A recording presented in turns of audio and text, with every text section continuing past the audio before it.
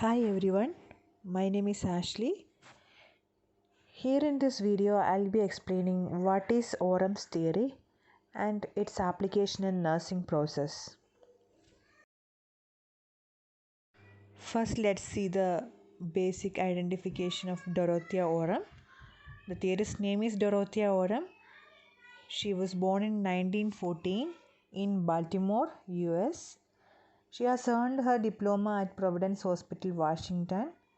In 1939, she received her BSc Nursing education from Catholic University of America, and in 1945, MSc Nursing in Education from Catholic University of America.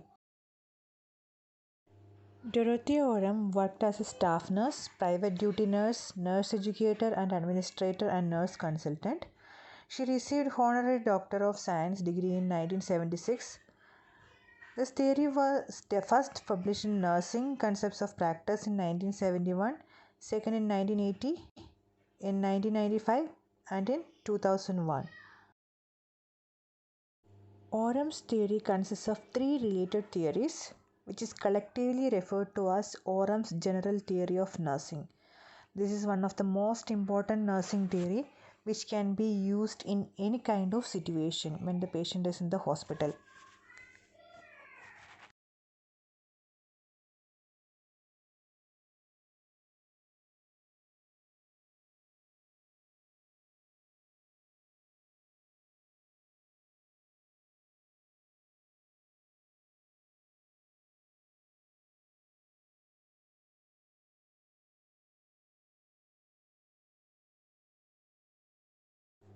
Orem's general theory of nursing has three related parts. Those parts are: first one is theory of self-care, second is theory of self-care deficit, and third is theory of nursing system. The first part in Orem's general theory of nursing is theory of self-care. So the theory of self-care describes and explains self-care, which is based on the concepts of self-care, self-care agency, self-care requisites, and therapeutic self-care demand. Orem promoted the goal of patient self-care. The first theory, the self-care theory, is based on four concepts. First one is self-care. Self-care comprises of those activities performed independently by an individual to promote and maintain personal well-being throughout life. Either you or me, whoever it is, if we are able to perform the activities independently, that are called as self-care. Then the second is self-care agency, which is the individual's ability to perform self-care activities.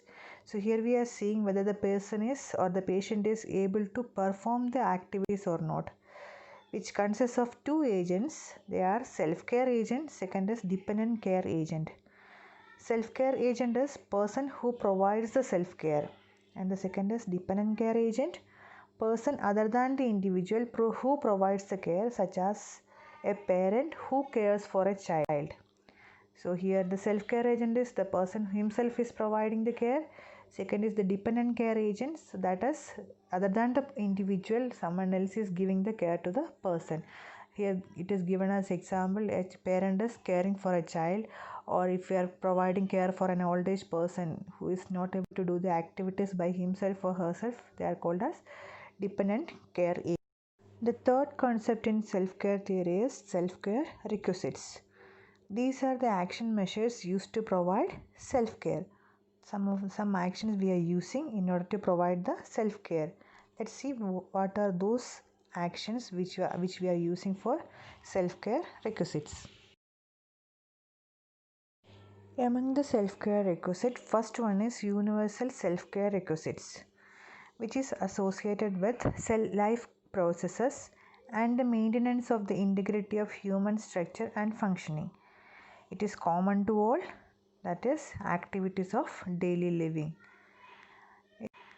It identifies these requisites as maintenance of sufficient intake of air, water, food, provision of care associated with elimination process, balance between activity and rest, between solitude and social interaction, prevention of hazards to human life, well-being, and promotion of human functioning.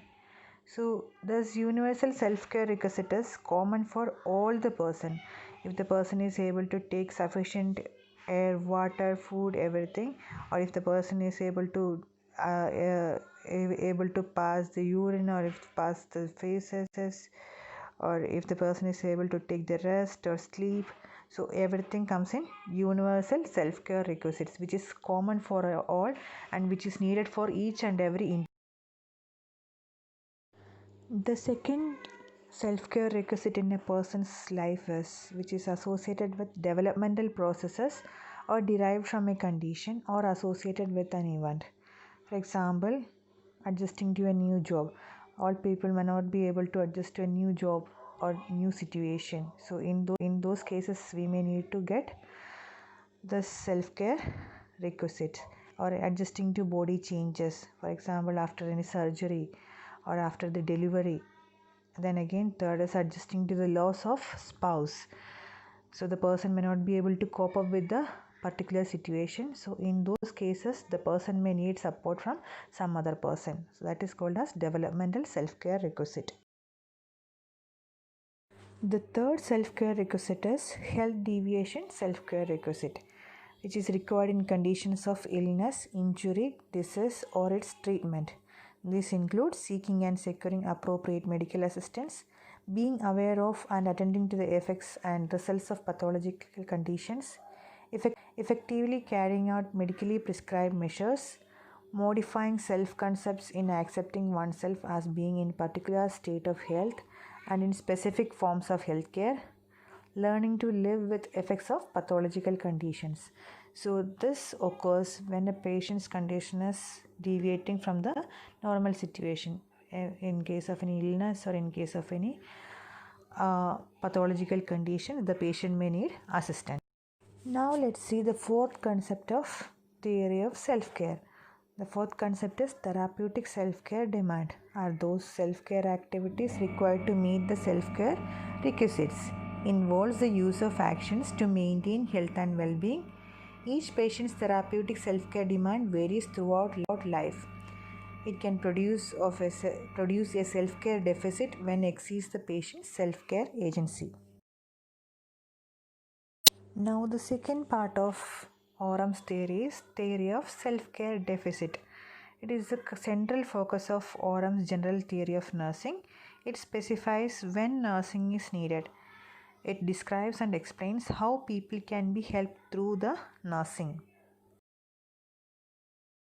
The third concept in Orem's theory is theory of nursing systems.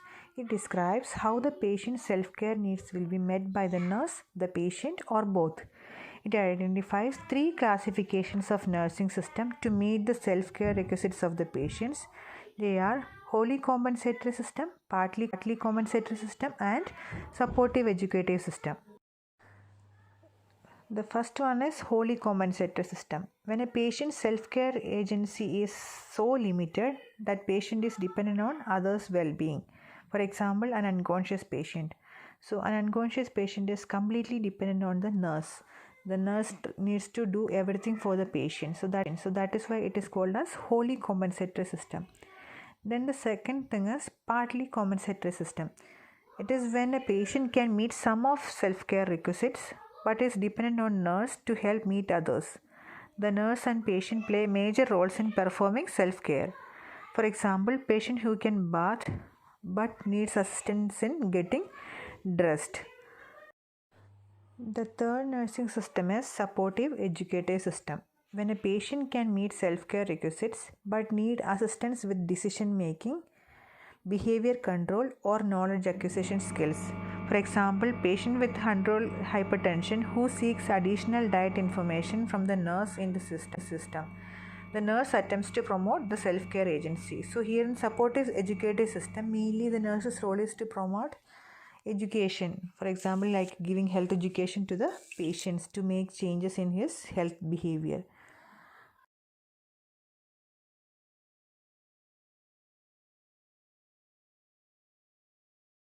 The major assumptions in Orem's theory are First one is people should be self-reliant and responsible for their own care and others in their family needing care. People are distinct individuals. Nursing is a form of action, interaction between two or more persons. Successfully meeting universal and developmental care requisites is an important component of primary care prevention and ill health. A person's knowledge of potential health problems is necessary for promoting self-care behaviors. Self-care and dependent care are behaviors learned within a socio-cultural context.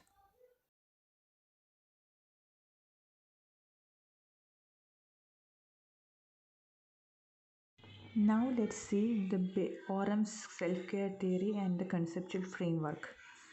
So in the conceptual framework, both sides you can see the conditioning factors. So conditioning factors are person's age, gender, developmental state, health state, socio-cultural orientation, healthcare system factors, family system factors, patterns of living, environmental factors, and resource adequacy and availability. And the next thing you can see there is therapeutic self-care demand.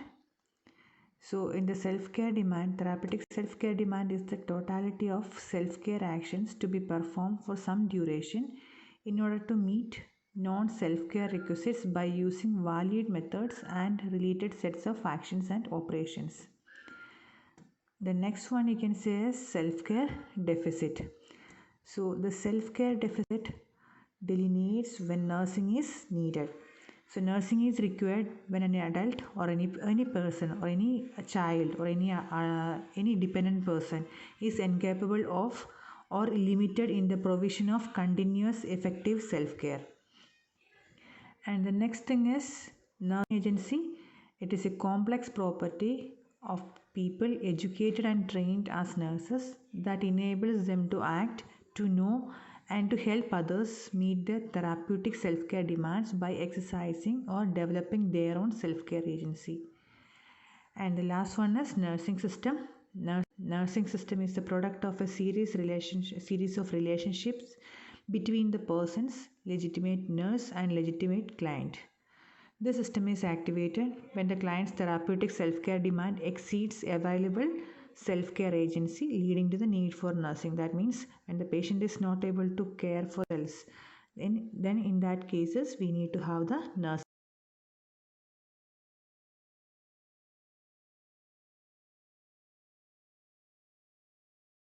Now the Orem's theory and the four concepts.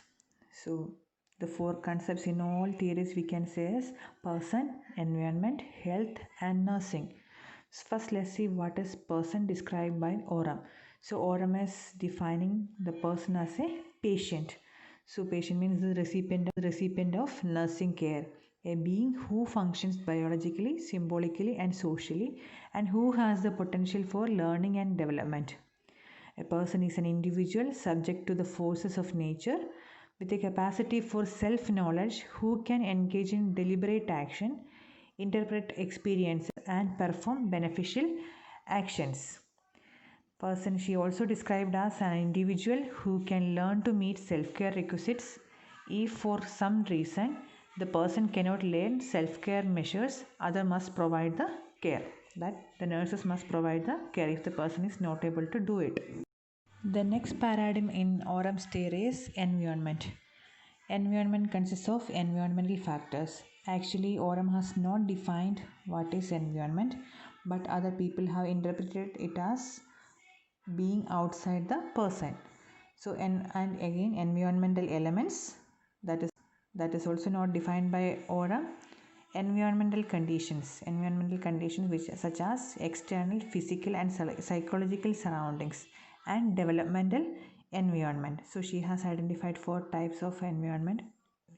They are environmental factors, second is environmental elements, third is environmental conditions and fourth is developmental environment. So the developmental environment helps in promotion of personal development through motivation to establish appropriate goals and to adjust behavior to meet these goals, including formation of or change in attitudes and values, creativity, self-concept, and physical development. Health, the next paradigm in Orem's theory, is described by Orem as a state characterized by soundness or wholeness of bodily structure and function. Illness is its opposite. Then health consists of physical, psychological, interpersonal, and social aspects. According to Orem, these aspects are inseparable. So everything in a person's life, whether it is a psychological or interpersonal and social aspect, everything is important for a person and which are inseparable. And health includes promotion and maintenance of health, treatment of illness, and prevention of complications. Now the next paradigm, nursing. She has explained much about nursing. So nursing is viewed by Orem as a service geared toward helping the self and others. Nursing is required when therapeutic self-care demands need to meet self-care requisites, exceeds a patient's self-care agency, ultimately promotes the patient as self-care agent, has several components: nursing art, nursing prudence, nursing service, role theory, and special technologies. She again explains the nursing art as the theoretical base of nursing and other disciplines such as sciences, arts, and humanities, and nursing prudence as the quality that enables the nurses to seek advice in new or difficult situations, to make correct judgments, to decide to act in a particular manner, and to act. Then she sees nursing service as a helping service. She describes the ability to nurse as the nursing agency. Again, Orem defines role theory as the nurses and the patient's expected behaviors in a specific situation. Roles of the nurse and the patient are complementary, working together to achieve self-care. So the ultimate aim of anything is the patient should do everything by themselves. So here Orem also is focusing on that the patient should have the ability to do the self-care. Nursing uses special technologies including social and interpersonal technologies, that is communicating, coordinating group relations, establishing and maintaining therapeutic relations, and rendering assistance, and regulatory technologies, that is maintaining and promoting life processes, regulating pathophysiologic modes of functioning, and promoting growth and development. Now let's see how can we apply this Orem's theory in the nursing process. So here it is given an example. Mr. X, aged 58 years, a businessman who was admitted to the cardiac unit. He gave the history of shortness of breath, persistent cough, edema on both legs, could not lie supine, and was dependent on his family members to meet his activities of daily living for the past 5 days.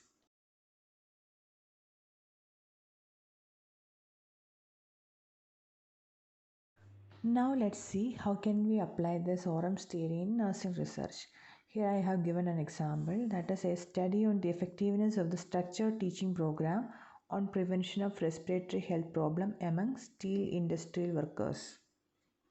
So here in this conceptual model, here we can see age, gender, marital status, monthly income, all these demographic variables which are considered as the conditioning factors, and based on that the person may have adequate knowledge or knowledge deficit. So if the person is having adequate knowledge, no self-care deficit, and if the person has knowledge deficit, there is a self-care deficit and the person needs increased self-care demand. Based on that, we need to have the nursing agency will act. So the nursing agency, what will be done? That is the assessment of knowledge by pre-test, development of STP, administration of STP, and post-test. And we will check whether the person is having adequate knowledge or not, again, whether the person has gain in knowledge or no gain in knowledge. And if there is no gain in knowledge, again we will go to alternative measures. And if the person has gain in knowledge, we will see whether the person is able to do the self-care, if the person is able to change the lifestyle, all those. Hope you are clear with this.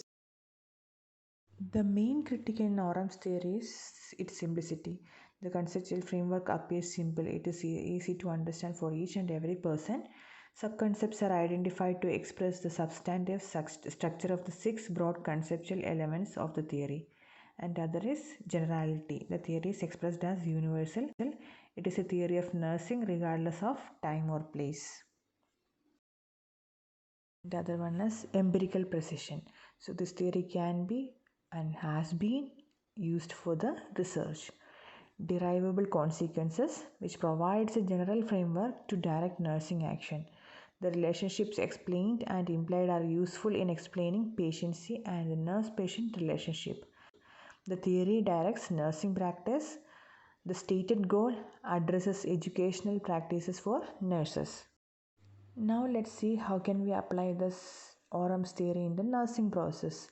So here it is given an example. Mr. X, aged 58 years, a businessman who was admitted to the cardiac unit. He gave the history of shortness of breath, persistent cough, edema on both legs, could not lie supine and was dependent on his family members to meet his activities of daily living for the past 5 days. On physical examination, his respiratory rate was 38 breaths per minute, BP 160 90 mmHg. Crackles were heard on both lungs. He was diaphoretic, fatigued, breathing through mouth, and he was using accessory muscles. Chest X-ray showed congestion of lung fields. Laboratory values of BUN, creatinine, serum potassium, and sodium were in high than normal range. Also, cholesterol and LDL levels were high. His medical history revealed that he was diagnosed to have myocardial infarction 3 years ago. His compliance to medical treatment was poor. He stated that usually he works 10 hours per day, but physical activity is less, and a chronic smoker as well takes 2 packets of cigarettes per day. He also revealed family history of diabetes mellitus, hypertension, and ischemic heart disease. He lives with his wife and 2 sons.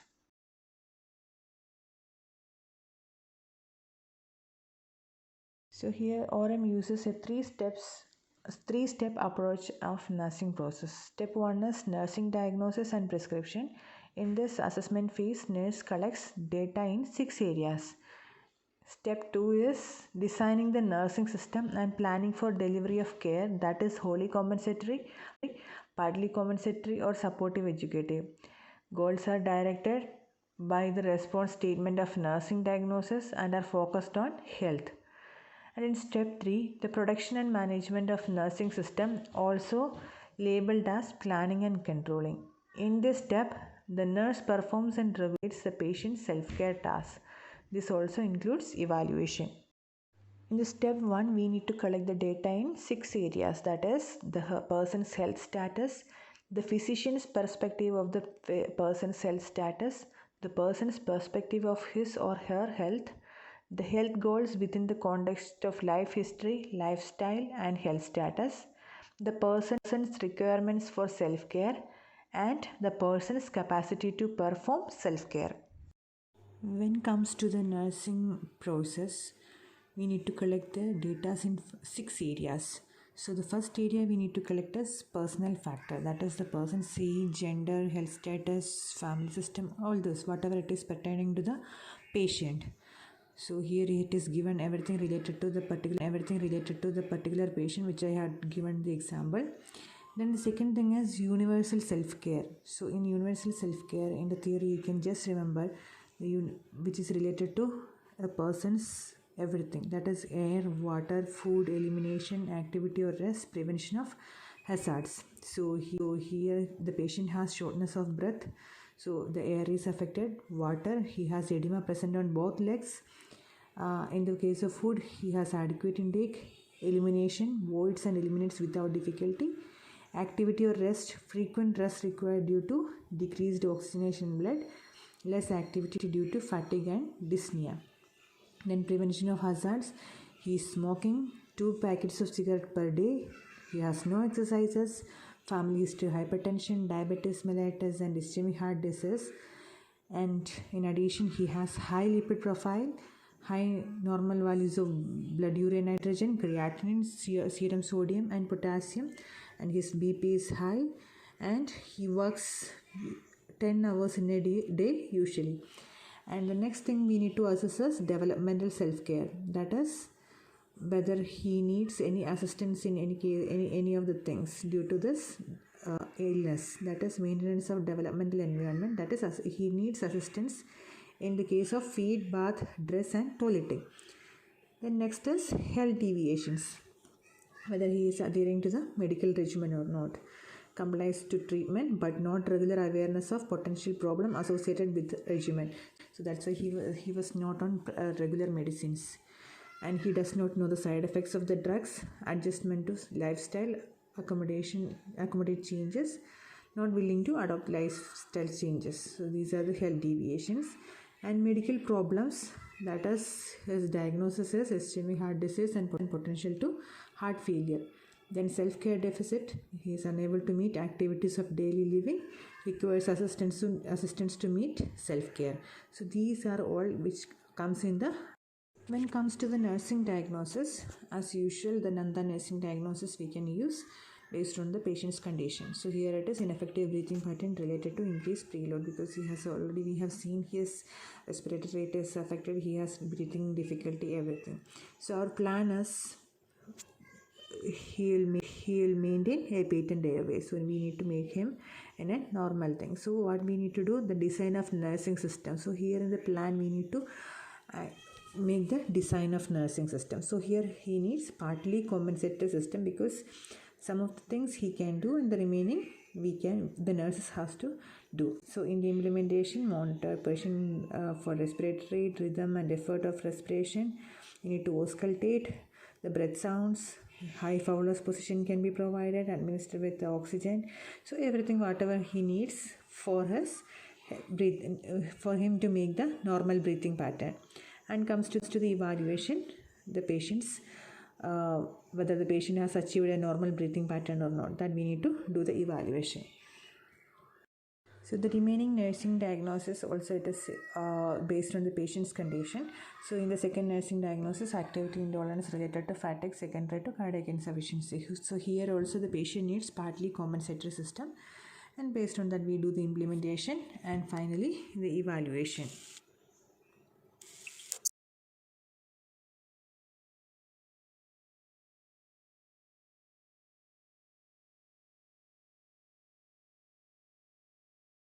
The last nursing diagnosis based on Orem's theory is potential for impaired skin integrity related to edema. For this patient, he needs supportive educative system here in this case, because he is only in risk for developing the edema. So what we need to do here, we have to teach him, we need to support him to maintain the normal skin integrity, and based on that we can do the evaluation.